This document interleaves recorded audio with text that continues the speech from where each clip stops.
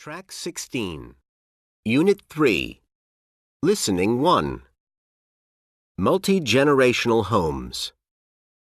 I'd like to welcome urban planner Joseph Fareed to our show.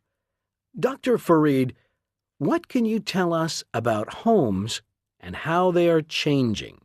Well, in many traditional cultures, it's common for grandparents, in-laws, children, and other extended family members to live in the same house. Now there's a growing trend for this so-called multi-generational or multi-gen household in other places too, for example, in North America and Europe. Does multi-generational just mean more than one generation living together?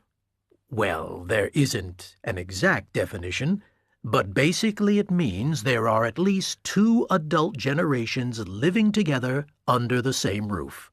So you're saying that there's more of that type of household these days around the world. Is there a particular reason? There are a few reasons or benefits.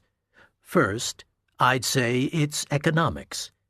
In many industrialized countries, with rising food prices and the higher cost of living, there's a growing number of young adults, known as boomerang kids, who move away from home for college, and then they move back home as adults because they can't afford their own housing. So the parents' so-called empty nest then becomes what we can call a crowded nest.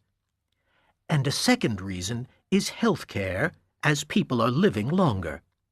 For example, many people who were born in the 1960s and 70s, called Generation X, are now working and have a family, but their elderly parents are still alive. With health care so expensive these days, multi-generational housing gives them more choices for caregiving. I see.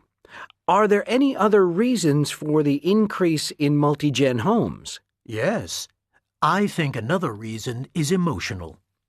In this rapidly globalized world, many people don't want to lose their cozy traditional family and community bonds. So the multi-generational home that includes elderly grandparents, Generation X parents, adult kids, and even grandkids gives everyone a real feeling of connection to home. So I suppose the multi-gen home boom has a lot going for it. Yes, it does. Of course, when people of 3 or 4 generations live in the same house, there can be issues, like cooking and cleaning.